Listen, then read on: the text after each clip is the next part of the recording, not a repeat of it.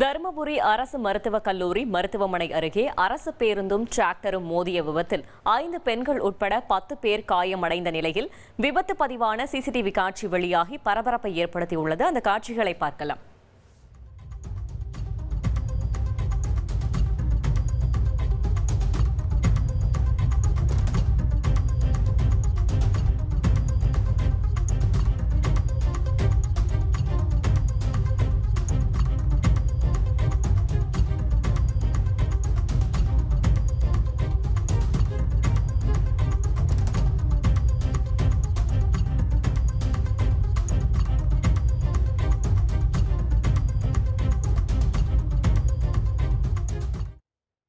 கூடுதல் விவரங்களை செய்தியாளர் நந்தகுமார் வழங்க கேட்கலாம். நந்தகுமார், வணக்கம். மேலும் தகவல்களை சொல்லுங்க.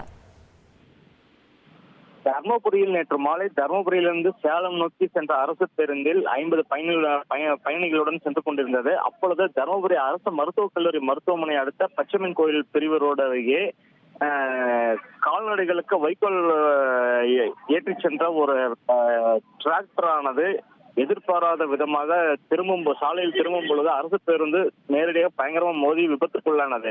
இதில் டிராக்டர் முன்பக்கம் முழுவதும் உடைந்து சேதமானது.